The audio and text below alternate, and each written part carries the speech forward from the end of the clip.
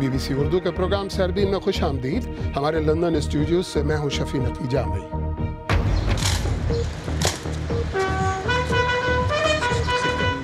دہشت گردی کے مد مقابل جان دینے والے پولیس اہلکاروں کی یاد و احترام، صوبہ خیبر پختونخوا پہلی بار ان کا یوم شہداء منا رہا ہے۔ یہ ہمارا ایک قومی المیہ ہے کہ جب ہم میں سے کوئی چلا جاتا ہے تو ہمیں اس کی یاد آتی ہے، اور ہم اس کو، اور جو ہمارے اندر موجود ہیں ان کو اس طریقے سے ریکگنیشن کا ایک ہمارے اندر کلچر نہیں ہے۔ افغان طالبان کے اہم رہنما اور قطر کے دفتر رابطہ کے نگراں طیب آغا مستعفی ہوئے اور نئے امیر کا انتخاب ملک کے اندر موجود رہنماؤں میں سے کرنے پہ زور دیا۔ اور یہ بھی دیکھیے گا کہ پاکستان کی مانند بوسنیا میں مسلح تنازع کے دوران بچوں کو حفاظتی ٹیکے نہ لگانے کے نتائج اب کیسے بھگتے جا رہے ہیں۔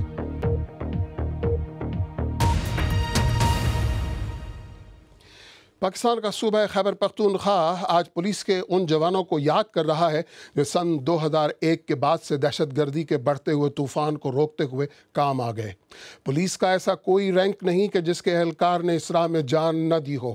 آج ایسے ہی جانثاروں کے احترام میں پہلی مرتبہ صوبے بھر میں یوم شہداء ہے، لیکن پتہ ہے آپ کو کہ قربان ہو جانے والے اہلکاروں کے خاندانوں کی کفالت اور زخمی اہلکاروں کی فلاح و بہبود خود محکمہ پولیس کے لیے کتنی دشوار ہے؟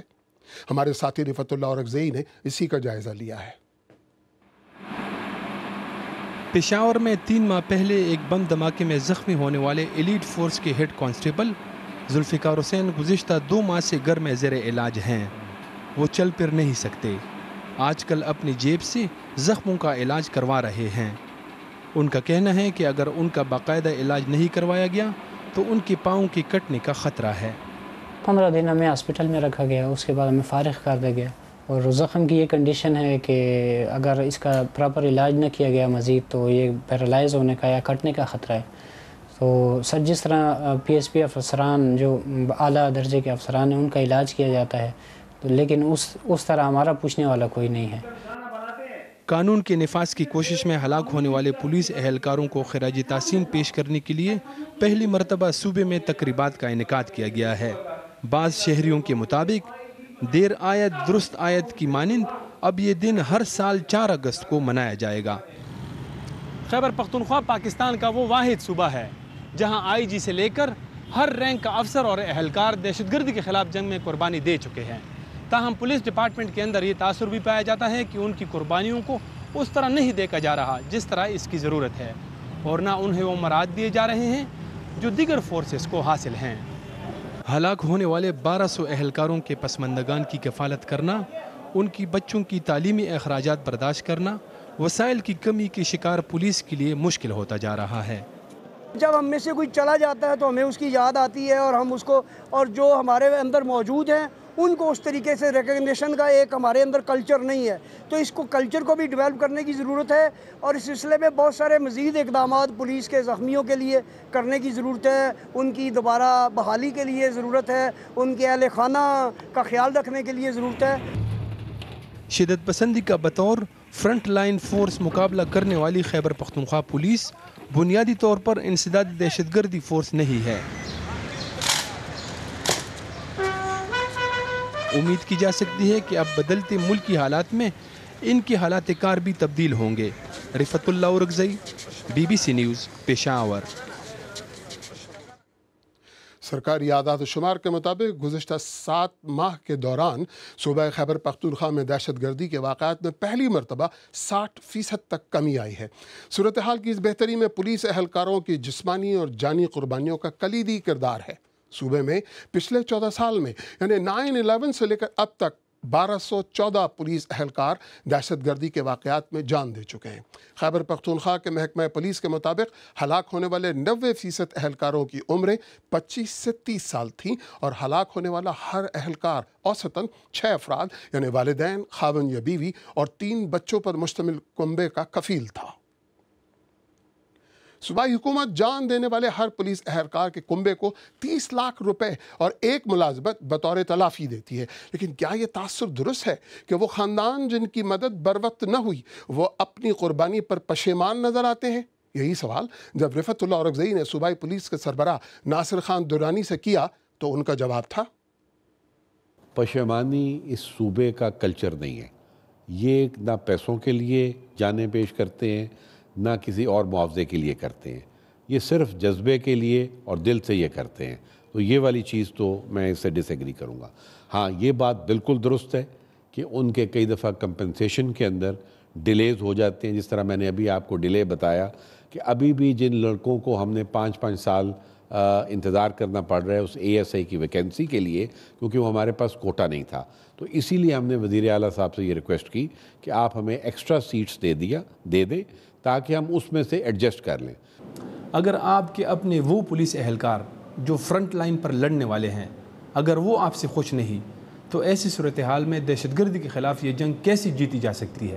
مایوسی نہیں ہے. اگر مایوسی ہوتی تو کوئی جوائن نہ کرتا. یہ صوبہ اس طرح مایوس ہونے والا نہیں ہے. یہ میں سمجھتا ہوں تھوڑا سا وہ لفظوں کی شاید ان کو جب آپ نے پوچھا ہوگا یہ گلا ہو سکتا ہے اس چیز کے اوپر کہ وہ کمپنسیشن اس حساب سے نہیں مل رہا جس حساب سے ملنا چاہیے تھا یا جس کا نہیں ہونا چاہیے. مایوس الحمدللہ نہ یہ فورس ہے نہ یہ صوبہ ہے نہ یہ ملک ہے. پولیس فورس میں یہ تاثر بھی پایا جاتا ہے کہ ملک کی سطح پر ان کی قربانیوں کو اس طرح نہیں دیکھا جاتا جس طرح دیگر فورسز کی عزت ہوتی ہے یا انہیں وہ مراد دیے جاتے ہیں. دیکھیں میں اسی چیز کو ریئلائز کرتے ہوئے کہ اس صوبے کی پولیس نے اگر یہ جو میں آپ کو ایوریج بتا رہا ہوں تو یہ 200 بندہ بنتا ہے ہر سال کا. تو 200 بندہ اگر ہر سال کا ہو تو یو کین ویل امیجن کہ 365 دنوں میں اس کی کیا ایوریج بنتی ہے کہ ہر 2 دن کے بعد ایک جوان جو ہے وہ یہاں کا شہید ہو رہا ہے. تو یہ بیسیکلی انسنگ ہیروز تھے. لیکن صوبے کے لوگوں کو جن کے لیے کر رہے تھے میں سمجھتا ہوں جس طریقے کی ان کی محبت اور عقیدت ہے وہ اپنی جگہ کے اوپر ہے. بٹ سٹل وی فیل کہ ان کی ایک پبلکلی بڑے لیول کے اوپر ایکنالجمنٹ ہونی چاہیے. پولیس فورس کی تربیت ایسی لائنز پر نہیں کی گئی ہے کہ وہ شدت پسندی یا دہشت گردی کا مقابلہ کر سکے جس طرح فوج کی ہے. ایسی صورتحال میں پولیس کو شدت پسندی کے خلاف لڑنا کتنا مشکل ہے؟ اس سے زیادہ شدت پسندی کا مقابلہ کرنے کے لیے اس سے زیادہ موزوں اور بہتر فورس نہیں. صرف مسئلہ یہ تھا کہ کچھ چیزوں کو ضرورت تھی بہت عرصہ پہلے کہ ان کو پلان کیا جاتا ان کو آرگنائز کیا جاتا. مطلب ہے فار انسٹنس اس صوبے کا سب سے بڑا ایشو کیا تھا پچھلے 20 سال میں؟ وہ ٹیررزم تھا. تو اس ٹیررزم کو ہینڈل کرنے کے لیے آپ کو ایک بالکل علیحدہ ایک سیکشن ایک ڈپارٹمنٹ چاہیے تھا وہ پولیس ڈپارٹمنٹ کے اندر رہتے ہوئے جو صرف ایکسکلوسیولی اسی چیز کو وہ ہینڈل کرے. تو 2014 کے آغاز میں ہم نے یہ کاؤنٹر ٹیرر ڈپارٹمنٹ کا اسٹیبلش کیا جس کو اب ایک DIG ہیڈ کر رہے ہیں. رفعت اللہ اورکزئی کی خیبر پختونخوا کے انسپکٹر جنرل پولیس ناصر درانی سے گفتگو. قطر میں افغان طالبان کے سیاسی دفتر کے سربراہ سید طیب آغا نے استعفیٰ دے دیا ہے. ملا عمر کی موت کی تصدیق کے بعد ملا اختر منصور کو اپنا نیا سربراہ مقرر کیا گیا تھا جس کے بعد افغان طالبان کے درمیان اختلافات کی خبریں سامنے آئی تھیں. تفصیل کے ساتھ عادل شاہ سے. طیب آغا نے اپنے بیان میں بظاہر نئے سربراہ ملا اختر منصور کی تقرری کے ذکر سے تو گریز کیا ہے لیکن انہوں نے طالبان سے کہا ہے کہ وہ تنظیمی امور اور نئے سربراہ کے انتخاب کا معاملہ افغانستان کے اندر ہی طے کریں. طیب آغا افغان طالبان کے اہم رہنما سمجھے جاتے ہیں. انہوں نے مستعفی ہونے کے بعد یہ بھی واضح کیا ہے کہ وہ مستقبل میں کسی قسم کے پیغام، بیان، فیصلے اور اسلامی امارت میں عمل دخل سے علیحدہ رہیں گے اور یہ بھی کہ اس متنازع صورتحال میں وہ کسی بھی فریق کے حامی نہ ہوں گے. نامہ نگاروں کے مطابق ان کا استعفیٰ بظاہر ملا عمر کی موت کے بعد تنظیم کے نئے سربراہ کی تعیناتی پر طالبان لیڈرشپ کی تقسیم کے تناظر میں آیا ہے. طیب آغا کے بقول پاکستان کے توسط سے بات چیت جاری رکھنے کے معاہدے نے ملا عمر کی موت کی خبر افشا ہونے میں کلیدی کردار ادا کیا. پاکستان کی کوششوں سے افغان حکومت اور طالبان کے درمیان پہلی بار ان مذاکرات کا آغاز کیا گیا تھا لیکن ملا عمر کی موت کی خبر کے بعد ان مذاکرات کا دوسرا دور ملتوی کیا جا چکا ہے. عادل شاہ زیب، BBC نیوز. کراچی کی سینٹرل جیل میں منگل کی صبح 7 برس کے ایک بچے کے اغوا اور قتل کے مجرم شفقت حسین کو پھانسی دے دی گئی. انسانی حقوق کے اداروں کے دعوے کے مطابق سن 2004 میں مجرم قرار دیے جانے کے وقت شفقت حسین بالغ نہیں تھے لیکن پاکستانی حکومت اپنی تفتیش کی روشنی میں اس دعوے کو بے بنیاد قرار دیتی ہے. अमरीकी रियासत कैलिफोर्निया में जंगलात में लगने वाली आग अब 90 मुरब्बा मील तक फैल चुकी है। रियासत के मुख्तलिफ इलाकों में 9,000 फायर फाइटर्स लोगों की जान बचाने में मसरूफ हैं और 13,000 लोगों को इलाका खाली करने के लिए कह दिया गया है। ऑस्ट्रेलिया के शहर डार्विन में पुलिस को एक दुकान के पीछे पड़े एक फ्रीजर से मगरमच्छ के 70 सर मिले हैं। सॉल्ट वाटर क्रोकोडाइल्स या नमकीन पानी के मगरमच्छों का शिकार ऑस्ट्रेलिया में गैर कानूनी है। बीबीसी उर्दू के प्रोग्राम सरबीन में आगे चलकर देखिएगा कि फिल्म बजरंगी भाईजान वाली गीता अब कराची में किस हाल में है।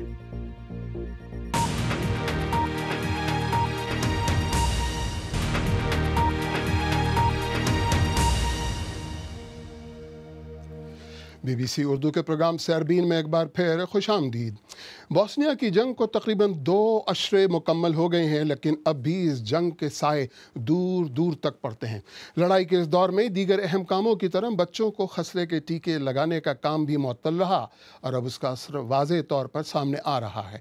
आज यूरोप भर में खसरा की सबसे ज़्यादा बीमारी बोस्निया में पाई जाती है। ज़ियाद ज़फ़र की रिपोर्ट।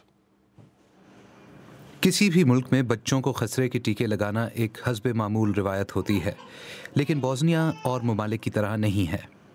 हालिया दिनों में यहाँ खसरे के वाक़यात में इजाफा देखने में आया है, जो इस मुल्क के एक दर्दनाक माजी की अक्कासी करता है।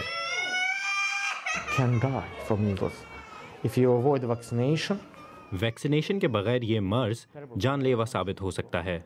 बोस्निया की मौजूदा जवान नस्ल 90 की दिहाई में पैदा हुई थी और जंग के इस दौर में और कामों की तरह बच्चों को खसरे के टीके लगाने का काम भी मुअत्तल हो गया था।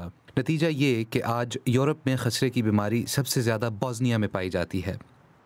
इस मसले की बुनियाद यकीनन बोस्निया की जंग के दौरान रखी गई, लेकिन खसरे के फैलाव को रोकने का सबब अब इंतज़ामी मुश्किलात भी बन रही हैं। बोस्निया में दुनिया का सबसे मुनफरिद और गैर मुअस्सर निज़ाम हुकूमत पाया जाता है। यहाँ 14 वज़ीर आज़म हैं, 3 सदारती नुमाइंदे और लसानी बुनियादों पर तकसीम 2 मुख्तलिफ इंतज़ामी हिस्से। इसका मतलब है कि अक्सर इस तरह के तिब्बी बहरान से निमटना और मुश्किल हो जाता है। हमें अपने सेहत के निज़ाम को मुस्तहकम करना होगा और अपने इल्म में भी इजाफा। बोस्निया से हज़ारों लोगों ने दूसरे ममालिक भी नकल मकानी की है और अब खदशा ज़ाहिर हो रहा है कि ये यूरोप में भी फैल सकता है। अभी से जर्मनी में खसरे के एक हालिया वाक़ये को बोस्निया से जोड़ा जा रहा है, लेकिन खसरे का मुकाबला करना कोई आसान खेल नहीं है। आज भी ये मर्ज़ दुनिया भर में सालाना 1 लाख से ज़्यादा जानें लेता है। माहिरीन का कहना है कि अगर बोस्निया ने इसके फैलाव को रोकने के जल्द और मुअस्सर इक़दाम ना उठाए तो मामला आने वाले सालों में बहुत संगीन शक्ल इख्तियार कर सकता है। Ziyad Zafar, BBC news. हमारी वेबसाइट bbcurdu.com पर आज आपकी दिलचस्पी जिन खबरों में रही, उनमें आलमी मंडी में मंगल को तेल की कीमतों में 5% कमी के बाद मामूली बेहतरी आने की खबर आपने बहुत पढ़ी, जबकि पाकिस्तान के मारूफ गुलकार अदनान समी के भारतीय वीज़े में गैर मुअय्यना मुद्दत की तौसी करने की खबर भी बहुत पढ़ी गई। कहा जाता है कि भारतीय फिल्म बजरंगी भाईजान की कहानी गीता की दास्तान है। क़ुव्वत समात और गोयाई से महरूम गीता 11 साल पहले गलती से सरहद पार करके पाकिस्तान चली आई और आज तक अपने वालिदान की तलाश में है, जिनको ढूंढने की अब तक तमाम तर कोशिशें नाकाम रहीं। अब खबरें ये हैं कि कुछ देर बाद भारतीय सफ़ीर TCA राघवन गीता से ईदी होम में मुलाकात करने वाले हैं। इस वक्त मेरे साथ स्टूडियो में मौजूद हैं BBC हिंदी सर्विस की हमारी साथी स्वाति बख्शी। स्वाति बख्शी जी, क्या गीता अपने घर वापस जाएगी? ये एक ऐसा सवाल है जिसका जवाब इतने सालों से नहीं मिला अभी तक, और आज TCA राघवन मिलेंगे और उसके बाद भी वो घर जा पाएगी या नहीं, तब भी ये कहना बहुत मुश्किल है शफी साहब, क्योंकि इतने सालों से मामला लटका हुआ है, उसके बावजूद इस पर कुछ नहीं हुआ है और इसकी तमाम वजहें हैं। सिर्फ आप सरकारी जो तबका है उसको ज़िम्मेदार नहीं ठहरा सकते, उसमें उस लड़की का भी मामला, क्योंकि वो बोल नहीं सकती है, सुन नहीं सकती है। अच्छा स्वाति जी, गीता को ईदी सेंटर में रहते हुए 11 साल बीत गए। ऐसा क्या हुआ है कि अब जाकर इतने अरसे बाद उसकी कहानी मंजर-ए-आम पर आई है? आप इसका क्रेडिट देना चाहें या ना देना चाहें, लेकिन बजरंगी भाईजान को जा रहा है सलमान खान की जो फिल्म है, ब्लॉकबस्टर फिल्म है, कबीर खान ने बनाई है, اور اس فلم کا جو ایک کردار ہے، منی نام کی ایک بچی کا کردار ہے جو نبھایا ہے ہرشالی نام کی ایک ایکٹریس نے، تو وہ کردار جو ہے، اس کی کہانی، اس کی زندگی، گیتا جو یہ لڑکی ہے اس کے کردار اس کی زندگی سے ملتی جلتی ہے، اور کہا یہ جا رہا ہے کہ وہ کردار شاید اس لڑکی کی زندگی پر بیسڈ ہے. حالانکہ کبیر خان کا ایک انٹرویو ابھی میں نے تھوڑی دیر پہلے دیکھا ٹی وی پر، لیکن انہوں نے منع کیا. اچھا، میں اس سے ملتا جلتا ایک اور سوال آپ سے کرنا چاہوں گا سواتی. کیا ایسا لگتا ہے کہ گیتا کو ان کا، جیسا کہ آپ نے ذکر کیا، بجرنگی بھائی جان ملے گا جو انہیں سرحد پار چھمک چھمک اپنے گھر لے جائے گا؟ یہ تو سلمان خان کوئی اور ہو سکتا ہے، یعنی یہ اس سے بھی اس کا کیوں لے جا سکتا ہے. لیکن کوشش ضرور شاید پاکستان میں کچھ لوگ کر رہے ہیں، جن کا نام تمام رپورٹس میں بھی آ رہا ہے کہ وہ کوشش کر رہے ہیں. 2-3 سال پہلے بھی یہ کوشش ہوئی تھی، اور ابھی بھی لگاتار فیس بک پر ایک کیمپین بھی چل رہا ہے.